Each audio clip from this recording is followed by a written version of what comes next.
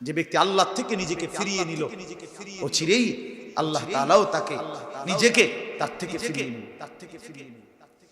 ঠিক আছে, তুমি আমাকে ভুলে গেছো বান্দা, আমিও তোমাকে ভুলে গেলাম। কোরআনের আরো আয়াত শুনেন, ওয়ালা তাকুনু কাল্লাযীনা নাসুল্লাহা ফাআনসাহুম আনফুসাহুম। আমার শায়েখ আরিফ বিল্লাহ হাকিমুন নফস আল্লামা মুফতি মুশতাকুন নবী কাসিমি হযরত দামাত বারাকাতুহুম বলেন, কোরআনে আল্লাহর সবচেয়ে বড় শাস্তির কথা হলো এই আয়াত, সূরা হাশরের এই আয়াত। আল্লাহ বলছে, বান্দা আমাকে এই পরিমাণ ভুলে যেও না, যে পরিমাণ ভুলে গেলে একদিন আমি তোমাকে তোমার নিজের থেকে ভুলায় দেব। লম্বা সময় গুনাহ করতে করতে, আমার বিরুদ্ধাচরণ করতে করতে একদিন আমি তোমাকেই তোমার থেকে ভুলিয়ে দেব। সেদিন আর মনে হবে না তুমি মুসলমান, তোমার আর মনে থাকবে না তুমি মরবা, তোমার আর মনে থাকবে না তুমি হাসরের মাঠে দাঁড়াইবা। তোমার আমলনামা তোমার হাতে দেওয়া হবে, তোমারে মিজানের পাল্লার কাছে যেতে হবে, আল্লাহর মুখোমুখি হইতে হবে, ফুলসিরাত পার হইতে হবে, জান্নাত কিংবা জাহান্নামে যেতে হবে। আল্লাহ বলে এটা আর মনে হবে না, আত্মবিস্মৃত আত্মভোলা হয়ে যাবা, নিজের পরিচয় নিজে ভুলে যাবে। এটাই হলো সবচেয়ে বড়। হাসান বসরি রাহমাতুল্লাহি আলাইহি বিশ্ববিখ্যাত বুজুর্গ বলছে, আল্লাহর কোন বান্দা গুনাহ করার পরে এই গুনাহটা আবার পুনরায় সে করছে, এটাই তার উপরে খোদার গজব, এটাই তার উপরে আল্লাহর শাস্তি, যে তাকে ফিরতে দিচ্ছে। ফজর ছুটে গেছে, এবার জোহরও ছুটে গেছে, এবার আসরও ছুটে গেছে, এবার মাগরিবও ছুটে গেছে, এবার এশাও ছুটে গেছে, এবার শনিবারও নামাজ নাই, রবিবারও নামাজ নাই, সোমবারও নামাজ নাই। হায় নাফরমান, তুই ভুলে গেছো আল্লাহরে নাকি আল্লাহ ভুলে গেছে তোরে? দেখ তুই ভুলবি কি বেটা, তোরে মালিক ভুলে গেছে। তোরে মালিক বলছে যা খা ভাত খা, ভাতে তো খাইতে লইছ, বেডি খাইতেছ, মানুষের বেডি।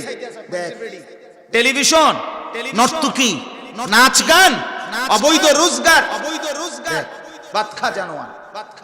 খানা আমি আটকাইতাম না, ঘুম আটকাবো না, পেশাব পায়খানা বন্ধ হবে না, বিবি বাচ্চা এড়িও দেব, এগুলো আমি জানোয়ার কেউ দেখি। আরে দোস্ত, কুত্তাও খায়, কুত্তাও ঘুমায়, কুত্তাও পেশাব পায়খানা করে, কুত্তারও বাচ্চা কাচ্চা হয়, জন্তু জানোয়ারের পার্থক্য কোথায়? সারাদিনে ভাত খাইলেন আর ঘুম গেলেন, সারাদিনে পেশাব পায়খানা করলেন, আর বাচ্চা কাচ্চা হইল, খালাস জিন্দেগি, এরই নাম জীবন। জানোয়ারের সাথে তফাৎ কি? আলাদা আপনি কি? পার্থক্য কোথায় বাপ? পার্থক্য গোলামি। পার্থক্য যদি করতে হয় সেজদা দিয়ে পার্থক্য করতে হবে। জানোয়ার সেজদা করে না, আমি সেজদা করি। পার্থক্য। জানোয়ার গোলামি করে না, আমি গোলামি করি। জানোয়ার আজান শুনলে মসজিদে ছুটে না, আমি ছুটে যাই। পার্থক্য এটা। পাত্তরকারী দিয়ে কোনো পার্থক্য নেই, ঠিক কিনা বলেন না কেন? বলে বেশি দুনিয়া ভোগ করে ফেলছেন না?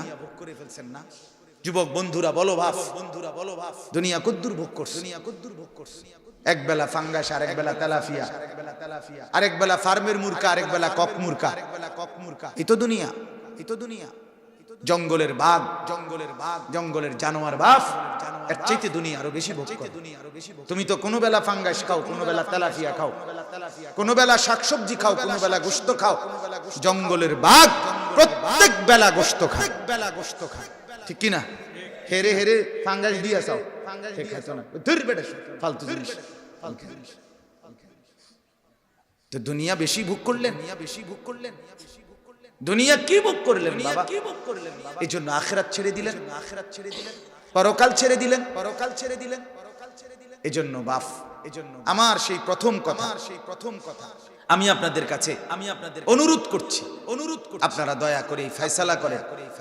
এই আপনারা যে কয়জন বসছেন সিদ্ধান্ত নেন, আপনার জিন্দেগীর যে হালাতে আছেন, এই হালাতে আপনি ভাবেন আপনার উপরে আল্লাহ সন্তুষ্ট কিনা, আপনার আখিরাতের মুক্তি মিলবে কিনা। বলেন আজ 60 বছর, আমার বাপ রাগ হইয়েন না, আজকে বয়স 60, 70, 50, এখনো যিনি বিড়ি সিগারেট খান, আপনি আর কতদিন এই নাফরমানি করবেন?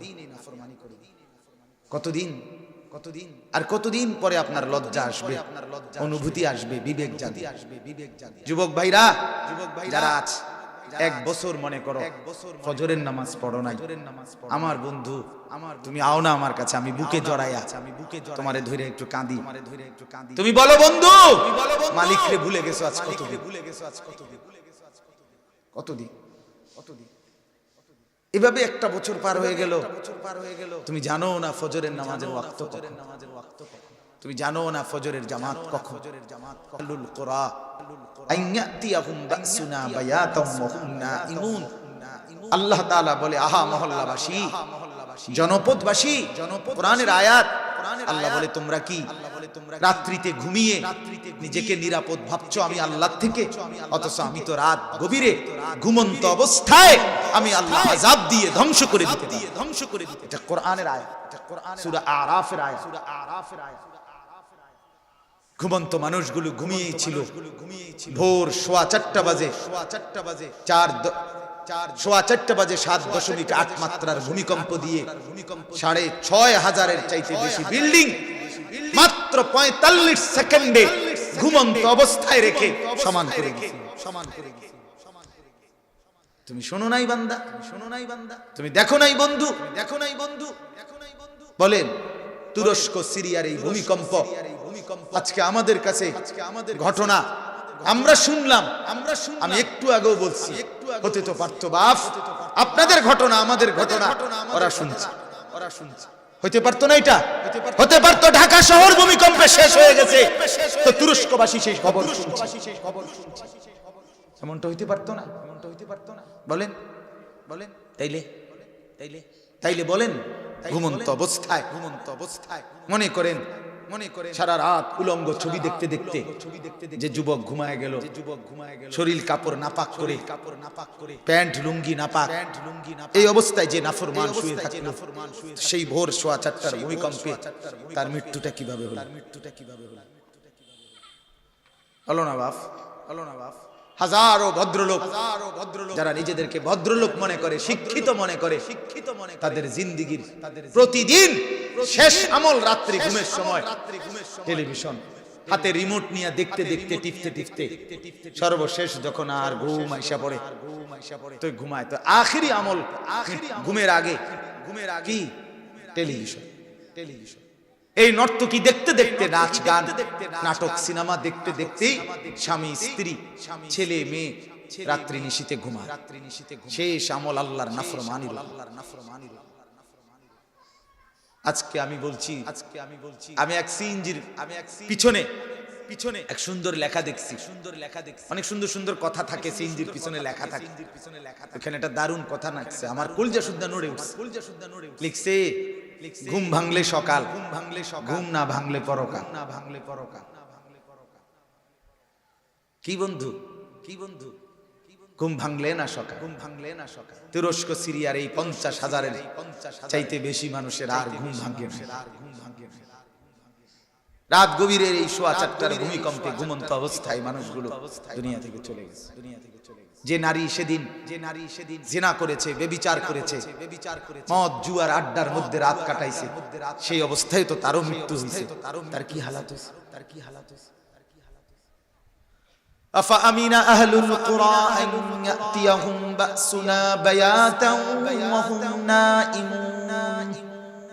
এজন্য রব্বুল আলামিন বলে, বান্দা রাত গভীরে ঘুমন্ত অবস্থায় আমি আল্লাহ থেকে নিজেকে নিরাপদ ভেবো না, আমি ঘুমন্ত অবস্থায় আযাব দিয়ে ধ্বংস করে দেই। আওয়া আমিনা আহলুল কুরা আন ইয়াতিয়াহুম বাসুনা দুহা ওয়া হুম ইয়ালাবুন। আল্লাহ বলে, বান্দা মহল্লাবাসী দিনের আলোতে খেলতামাশার রং ফুর্তি করা অবস্থায় নিজেকে আমি আল্লাহ থেকে নিরাপদ ভেবো না, আমি রব্বুল আলামিন তামাশার ফুর্তি করা অবস্থায় দিনের আলোতেও আযাব দিয়ে ধ্বংস করে দিতে পারি। আজ একটা দিন কল্পনা করেন, আজকের একটা দিন মহান 21শে ফেব্রুয়ারি, শহীদের রক্তে যে মাটি লাল হয়েছিল ভাষার জন্য, তাদের স্মরণে কত লক্ষ যুবক যুবতী পার্কে, রেস্তোরাঁয়, হোটেলে, বারে, রেস্টুরেন্টে, রোডে, ঘাটে, ব্রিজের উপরে, ফ্লাইওভারের উপরে, রাস্তার কোনায়, সিএনজিতে, প্রাইভেট কারে, মোটর সাইকেলে উলঙ্গপনা, অশ্লীলতার ছড়াছড়ি করছে। আহা, শহীদ সালাম, শহীদ রফিক, শহীদ বরকত, শহীদ আব্দুল জব্বার নিজের তাজা খুন মাতৃভাষার জন্য দিয়েছিল, শুধু পরবর্তী প্রজন্ম এর স্মরণে উলঙ্গপনার নর্তকীর নাচা নাচবে এই জন্য না। কি মনে হয় বিবেক?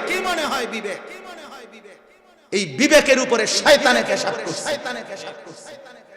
শয়তানে মুতছে এই বিবেকের উপরে, শয়তান মুতছে এই কারণে।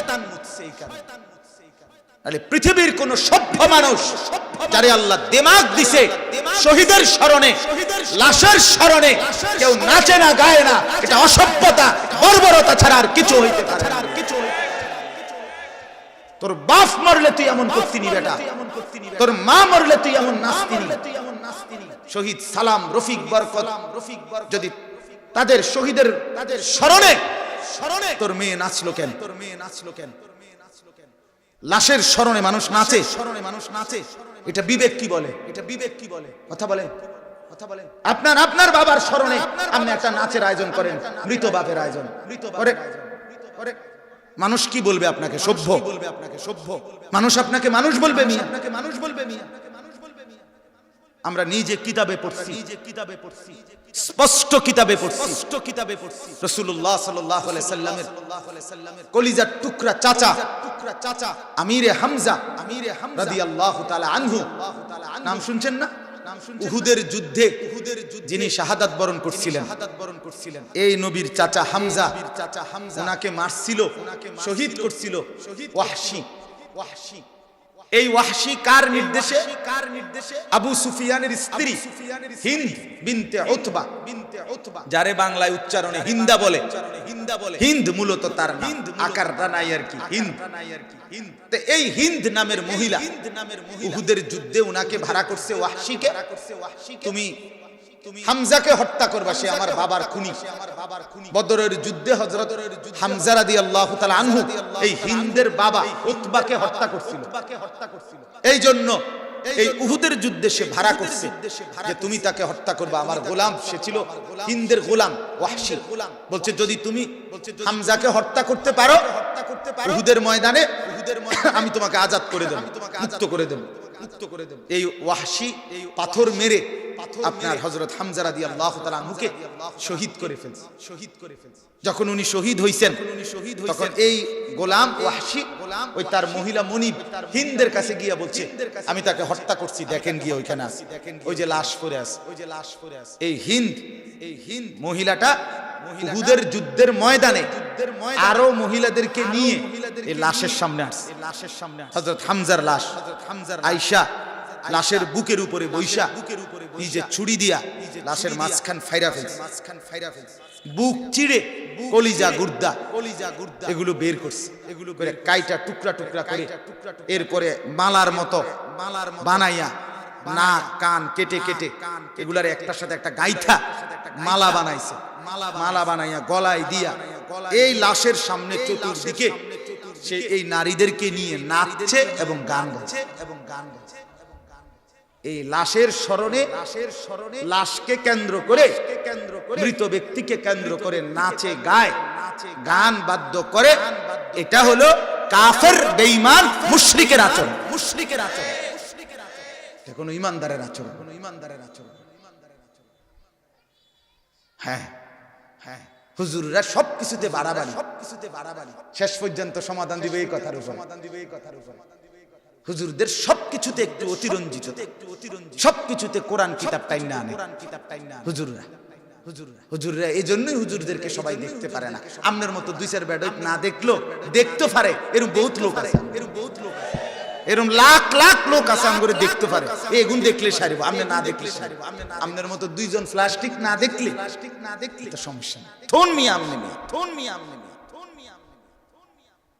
ওই যে কয়দিন আগেও একজন বুদ্ধিজীবী উনি বলছে হুজুররা খাবে কিভাবে, হুজুরদের মাদ্রাসায় পড়ার দ্বারা কি হবে উনি বুঝতে পারতেছেন, বুঝতে পারতেছে।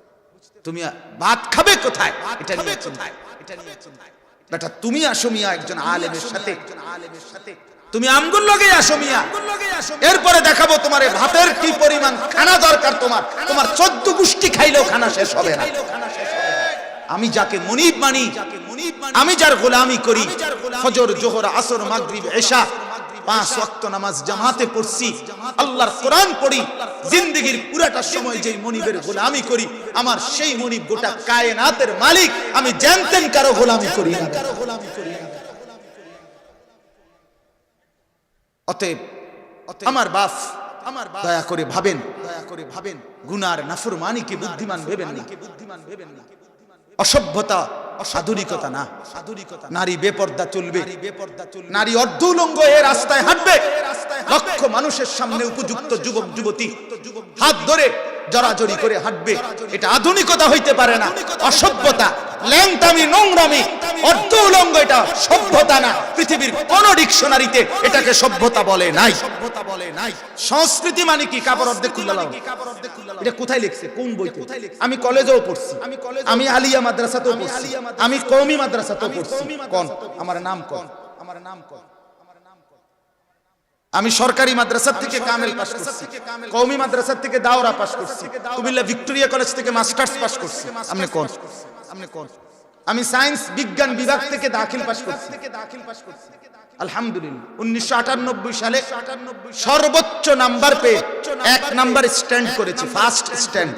আলহামদুলিল্লাহ দাখিলে এসএসসি পরীক্ষা। আপনি কোন? আপনি কোন? কে বলছে এটা? কে বলছে এটা? নারী উলঙ্গ হবে, এটাকে সংস্কৃতি বলে, এটাকে সংস্কৃতি বলে, এটাকে সভ্যতা বলে, এটাকে সভ্যতা বলে, এটাকে ভদ্রতা বলবে কেন? এটা অসভ্যতা, এটা অভদ্রতা, এটা অপসংস্কৃতি ছাড়া আর কিছু হইতে পারে না। আল্লাহ তাআলা কোরআনুল কারীমের মধ্যে বলছেন, ওয়া মিন আয়াতিহি খালকুস সামাওয়াত ওয়াল আরদ ওয়া ইখতিলাফু আলসিনাতিকুম ওয়া আলওয়ানিকুম। সূরা রোমের মধ্যে আছে, আল্লাহ বলেন আমার কুদরতের নিদর্শন এই আসমানের সৃষ্টি। আল্লাহ বলে দেখো এটা, আল্লাহ বলে দেখো এটা, এটা আমার কুদরতের নিদর্শন, এটা আমি বানাইছি, এটা আমি বানাইছি। আল্লাহ বলে দেখো এটা কি সুন্দর বানাইছি। সুম্মার জিইল বাসার, আবার দেখো, আবার ফারজিইল বাসার, চোখ উল্টাইয়া আবার দেখো, আবার দেখো। আল্লাহ বলছে আবার দেখো, কাররাতাইন, বারবার দেখো বেটা। আল তারা মিন ফুতুর, কোথাও কোনো ফাঁক ছিদ্র কিছু দেখো কিনা দেখো, কিছু দেখো কিনা দেখো, এটা আমি বানাইছি, এটা আমি বানাইছি। ওয়াল আরদ, আল্লাহ বলেন আমার কুদরতের নিদর্শন এই জমিন, এটা আমি বানাইছি, এটা আমি বানাইছি, এটা আমি বানাইছি। দেখো দেখো এত সুন্দর করে বিছানার মতো বিছিয়ে দিয়েছি, এটা আমি করছি, এটা আমি করছি। কে কে বানিয়েছেন বলে? কে বানিয়েছেন বলে? আপনি বলেন কতজন তো কত কিছু বোঝে। আমি একদিন একজনের জিজ্ঞাসি যে সব তো আমরা বলি মাটির থেকে বানাইছে, মাটি কি দিয়ে বানাইছে? মাটি কি দিয়ে বানাইছে? কথা বল, বুঝেন নাই কথা? মাটি বানাইছে কি দিয়ে? মাটি বানাইছে কি দিয়ে? বলে মাটি মাটি দিয়ে বানাইছে, বলে মাটি মাটি দিয়ে বানাইছে। তো সব জানে কে? সব জানে কে? আল্লাহ বলেন আমার কুদরতের নিদর্শন আসমানের সৃষ্টি, আমার কুদরতের নিদর্শন জমিন সৃষ্টি, জমিন ওয়াখতিলাফু আলসিনাতিকুম, যে স্পষ্ট কোরআনের আয়াত সূরা রোমের মধ্যে আছে। আল্লাহ বলেন আমার কুদরতের নিদর্শন তোমাদের ভাষার ভিন্নতা, ভিন্নতা। এই যে তোমরা বিভিন্ন ভাষায় কথা বলো, কেউ বাংলা, কেউ ইংরেজি, কেউ উর্দু, কেউ ফার্সি, কেউ হিন্দি, আবার একই ভাষার মধ্যে বিভিন্নতা, বৈচিত্র্যতা, আবার স্বর মানে উচ্চারণের ভঙ্গি ভিন্ন, গলার আওয়াজ ভিন্ন, এটাও ভাষার অংশ। আমরা 5 ভাই, রাত 2টা বাজে আমার বড় ভাই যদি ডাক দেয় দরজার বাহির থেকে, গেট থেকে, মা মা বললেই মা আমার ঠিকই বোঝে আমার বড় ছেলে মাহবুব, আমার বড় ছেলে মাহবুব। রাতের 3টায় যদি আমি ডাক দেই মা, মা ঠিকই শুনে বলে আমার 3 নম্বর ছেলে আনিস, 3 নম্বর ছেলে আনিস। আওয়াজ পর্যন্ত ভিন্ন। আল্লাহ বলেন গলার স্বর ভিন্ন, আওয়াজ ভিন্ন, জবানের এই ভাষার ভিন্ন। আল্লাহ তাআলা বলেন এটা আমার কুদরতের নিদর্শন। আল্লামাহুল বায়ান, খালাকাল ইনসানা আল্লামাহুল বায়ান। আল্লাহ বলে মানুষ বানিয়েছি আমি আল্লাহ। জবানে কথা বলার শক্তি, বর্ণনার বাচন ভঙ্গি, উচ্চারণের শব্দমালা এটা দান করেছি, শিখিয়েছি আমি আল্লাহ। মা তো গত 4 মাস আগে থেকে কয় বাচ্চাটারে আব্বু বলো বলো বলো, আব্বু আব্বু, হেতে তো আব্বু কয় না। আল্লাহ যেদিন বলে এখন বলো, সেদিনই বাচ্চা বলে, সেদিনই বাচ্চা বলে। বলে মা আরো আগের থেকে বলতেছে না, আগের থেকে বলতেছে, হেতে তো কয় না, হেতে তো কয় না। রব্বুল আলামিন বলে এই ভাষার উচ্চারণ, এই ভাষার শব্দের উচ্চারণ, শব্দের উচ্চারণ এটা আমার দান, এটা আমার দান। এই বিভিন্নতর ভাষা, এই বিভিন্নতর কুল হুয়াল্লাযী দারাআকুম ফিল আরদ। আল্লাহ বলেন আমি আল্লাহই তোমাদেরকে জমিনের চতুর্দিকে ছড়িয়ে দিয়েছি। আমি কেন বাংলাদেশে, সে কেন সৌদি আরবে, উনি কেন পাকিস্তানে, উনি কেন ভারতে, উনি কেন আমেরিকাতে, আরেকজন কেন ইটালিতে। আল্লাহ বলেন এই যে বিন্যস্ত সাজানো এটা আমি করেছি। এটা আমি করেছি। কে করেছে? আল্লাহ করেছে। ইলাইহি তুহশারুন। আল্লাহ বলে আবার একদিন সকলকে আমি আমার কাছেই জমা করে ফেলি, জমা করে ফেলি। চমৎকার কথা, চমৎকার কথা। মালিক সুন্দরভাবেই বলে দিছে। তাহলে ওয়াখতিলাফু আলসিনাতিকুম, ভাষার ভিন্নতা, এই যে ভাষার কথা আল্লাহ কোরআনে বলছে, আল্লাহ কোরআনে বলছে। ওয়া আলওয়ানিকুম, তোমাদের বর্ণ মানে রং, গায়ের রং, এই বর্ণের ভিন্নতা আল্লাহ বলেন আমার কুদরতের নিদর্শন। তুমি সাদা কেন, সে কালো কেন, সে শ্যামলা কেন, সে ফর্সা কেন, সে হালকা ফর্সা কেন, সে খুব সাদা কেন, এ লালচে কেন, এ হলদেটে ভাব কেন। আল্লাহ তাআলা বলেন এটা আমার কুদরতের নিদর্শন। আমি আমার হাতে আমার বান্দা সাজিয়েছি, আমার বান্দা সাজিয়েছি। ওয়ালাকাদ খালাকনাকুম সুম্মা সাওয়ারনাকুম। আল্লাহ বলে বান্দা জানো বানাইছি আমি, সাজিয়েছিও আমি, সাজিয়েছিও আমি। 9 মাস তোমাকে আমি তোমার মায়ের রেহেমের ভিতরে রেখে আমার নিজ হাতে, আল্লাহ বলে আমি কোন বলে সব বানাইছি। হও তো আসমান হয়েছে, হও তো জমিন হয়েছে, হও তো সূর্য হয়েছে, হও তো চাঁদ হয়েছে, সব আমি কোন বলে বানাইছি। তুমি বান্দাকে আমি কোন বানাই নাই। খালাকতুহু বিয়াদিয়া, আমার কুদরতি হাতে বানাইছি, হাতে বানাইছি, হাতে হাতে বানাইছি, হাতে হাতে বানাইছি। তুমি জানো না বান্দা, তুমি জানো না বান্দা গত 9টা মাস তোমারে তৈরি করতে আমার লম্বা সময় লাগছে, লম্বা সময় লাগছে।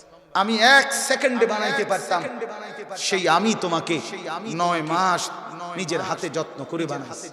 তুমি তোমার মাকে জিজ্ঞাসা করো, মাকে জিজ্ঞাসা করো, মা আল্লাহ কোনদিন জিজ্ঞেস করছিনি 6 মাসের মায়ের গর্ভে যখন 6 মাস আল্লাহ কোনদিন বলছিনি যে মা আজকে তোর ছেলের নাক লাগাবো, কোন হান দিয়া লাগাইতাম মা তুই বল? বলছে? আল্লাহ বলে না, মাকে বলি নাই, বাবাকে বলি নাই, দেশবাসী পাড়া পড়শি কাউকে বলি নাই। আমি আমার হাতে আমার পছন্দ মতো এখানে লাগাইছি। এজন্য বাপ আবারও বলছি, এই নাক এখানে কে লাগাইছে? পছন্দ হয়েছে তো? পছন্দ হয়েছে। এই কান এখানে কে লাগাইছে? পছন্দ হয়েছে তো? এই চোখ এখানে কে লাগাইছে? পছন্দ হয়েছে তো? এই ঠোঁট এখানে কে লাগাইছে? পছন্দ হয়েছে তো? এই দাঁত এখানে কে লাগাইছে? পছন্দ হয়েছে তো? কোনো আপত্তি নাই তো? না না সবাই কই তুইব কোন, কোনো আপত্তি আসেনি? কোনো আপত্তি আসেনি। এখানে আপত্তি করলেন, এখানে আপত্তি করলেন, এখানে আপত্তি করলেন কি দোস্ত? কি দোস্ত? কি বুঝাইলেন নিজেরে? কি বুঝাইলেন নিজেরে? কি বুঝাইলেন নিজেরে? এখানে আপত্তি করলেন কেন? এখানে আপত্তি করলেন কেন? এটা কার থেকে সিদ্ধান্ত নিলেন যে আল্লাহ আপনার লাগানো নাক ঠিকই আছে, চোখও ঠিক আছে, কানও ঠিক আছে, ঠোঁটও ঠিক আছে, দাঁতও ঠিক আছে, শুধু এই দাড়িটা এখানে দেওয়াটা মানানসই হয় নাই, এটা আমাকে বলে দিয়েছে। যদি বলি তোমাকে কে বলছে, বলবে আমাকে নাপিত বলেছে, নাপিত বলেছে, নাপিত, নাপিত। তো দুনিয়াবাসী হাসবে, আহা শেষ পর্যন্ত নিজের রুচি নাপিত থেকে মিলা, নাপিত থেকে মিলা, নাপিত থেকে মিলা। তাইলে বলে কে বলে? কে বলে? এজন্য আবারও বলছি, আবারও বলছি। আপনি বলবেন দাড়ি ছাড়া আর ওয়াজ নাই, আছে ভিডিও কম, আপনি এটা শুনেন, কথা বলেন না। আপনি বলবেন সুদ ছাড়া আর ওয়াজ নাই, আছে মিয়া ঘুষ আছে, কমু হিডা আগিরা শুনেন, কমু হিডা আগিরা শুনেন। কোনটা ছাড়া কোনটা নাই কি আবার? ইসলামের সবটার বর্ণনা আছে, ঠিক কিনা বলেন না কেন? আল্লাহ আমাদেরকে বুঝ দান করেন। অতএব আমার বাপ, অতএব আমার বাপ, আমার এই বক্তব্যের মূল উদ্দেশ্য আপনাকে এই কথাটা বুঝানো যে আপনি আমি আবারও বলছি প্রত্যেকেই আমরা গুনার উপরে মজবুত হবেন না, বলেন ইনশাআল্লাহ। আল্লাহর ইবাদত বন্দিগির উপরে নিজেকে আগ বাড়ান। গুনাহ আর নাফরমানি লম্বা করে ফেললে, যেই কোনো গুনাহ, যেই কোনো পাপ দীর্ঘ বানায় ফেললে চিরেই আল্লাহ তাআলা নারাজ হয়। আর একদিন আল্লাহ ইচ্ছে করে গোমরা করে দেয়, মোহর মেরে দেয়, চোখের সামনে পর্দা ফেলে দেয়।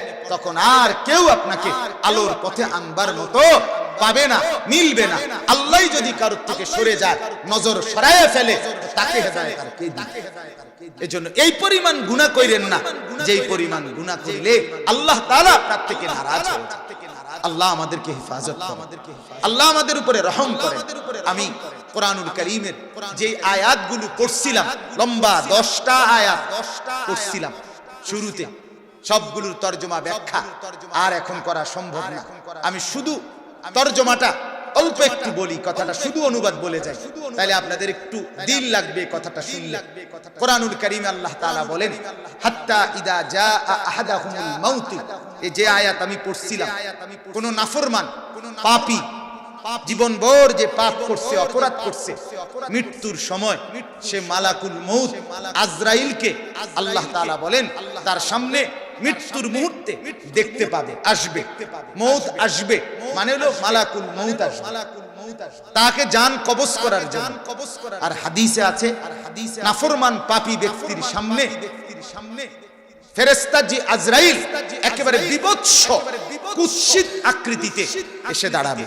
আর আজরাইলকে দেখেই প্রত্যেক নাফরমান পাপী একটা চিৎকার করে আল্লাহকে বলবে, ক্বালা রাব্বিরজিউন, আল্লাহ আমাকে একটু দুনিয়ায় আর কয়টা দিন থাকতে দিন, ক্বালা রাব্বিরজিউন, আল্লাহ দুনিয়ায় থাকতে দিন। আজরাইলকে একটু সরিয়ে নেন, একটা সপ্তাহ সুযোগ, 3টা দিন সময় দেন, 10টা দিন সময় দেন। রব্বুল আলামিন জিজ্ঞেস করবে নাফরমান, কেন সময় চাচ্ছ? সে বলবে, লাআল, দ্বিতীয় আয়াত সূরা মুমিনুনের, লাআল্লি আ'মালু সালিহান ফীমা তারাকতু, আল্লাহ বিগত জীবনে যেই আমলগুলো ছুটে গেছে, নেক আমলগুলো করি নাই, সেগুলো এই সময়টুকু পেলে আমি পূর্ণ আদায় করব। আল্লাহ তাআলা বলবেন, কাল্লা, কখনোই না, কাল্লা, না নাফরমান, মালাকুল মউতকে সামনে নিয়ে আসলে আমি আর কাউকে সুযোগ দিই।